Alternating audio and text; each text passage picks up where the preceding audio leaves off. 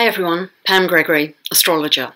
I'm going to be speaking to you today about the second half of January and in particular the new moon that we have coming up in Aquarius on the 20th of January. But just as background to this, I've been saying really since last November that through these last few months of the Uranus-Pluto square, and that aspect finally culminates in March this year, March 2015, we were going to feel a great deal of intensity because Uranus and Pluto are the two planets that are most associated with extremism and intensity. And I think the world has certainly felt that of late. Of course, Saturn has also just moved into Sagittarius, where it will stay pretty much for the next 3 years. And that's very much about freedom, it's about truth and belief systems as well, religions. So certainly some of those themes are very much coming forward at the moment.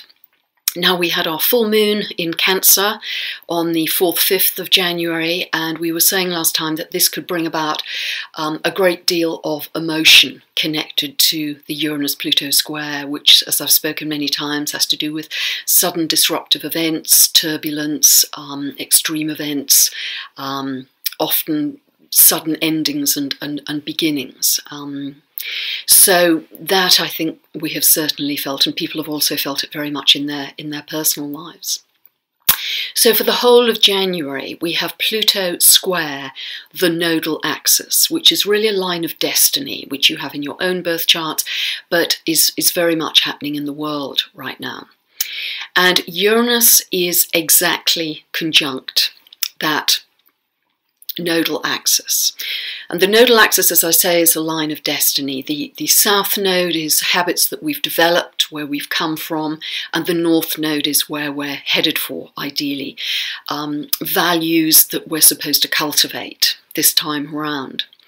Now, it's very interesting that although Uranus is conjunct that south node all of January, it is exactly conjunct the south node at the new moon on the 20th.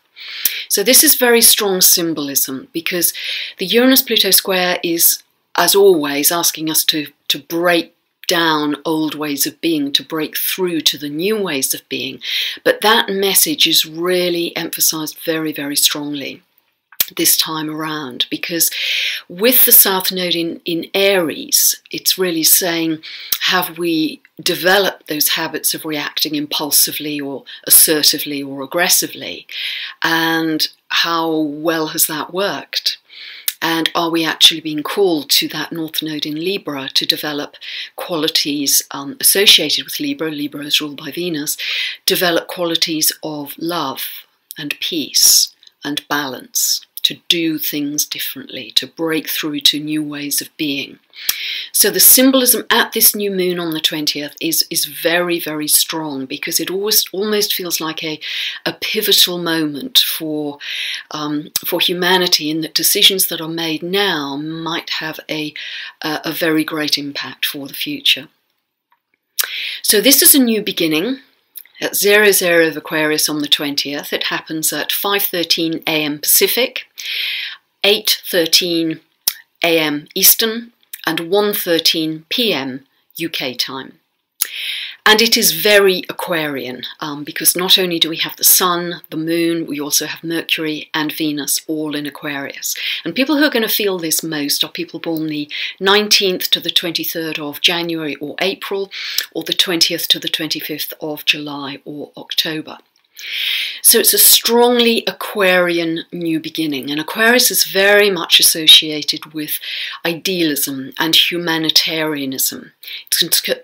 It's concerned with the common good and how we as a group collectively can come together to do things differently, in a new way, in a better way, particularly because it's a new moon, to help the lot of humanity, to help mankind essentially.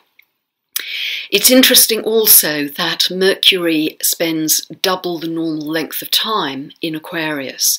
It's already in Aquarius, it will stay there till the 12th of March, and it actually goes retrograde in Aquarius on the 21st of January, the day after this new moon.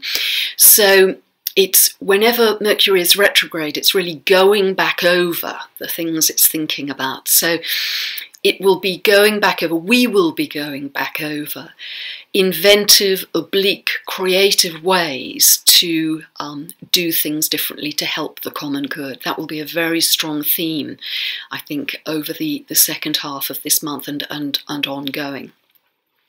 We also have, not to forget, Neptune and Chiron in Pisces, and they are there for the long term. And as I've mentioned before, they are just such a different energy of peace and bliss and meditation and breath work and just finding that set point of your spiritual compass and feeling completely aligned and at peace. So we always have that choice to retreat. Now, again, that is emphasized at this new moon because Mars is conjunct Neptune. And so this is the symbolism really of spiritual action, Neptune being spiritual, Mars being action, but also being the spiritual warrior, if you like. So how can we use our spiritual practice and beliefs to make a difference in the world? How can each of us become a spiritual warrior out there in the world? And this is a new beginning.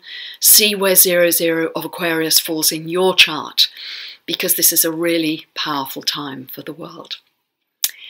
Have a wonderful second half of January, and if you'd like to know more about my book or any further free information that I put out about a 2,000-word newsletter every month, just check out my website, www.thenextstep.uk.com. And thanks for listening.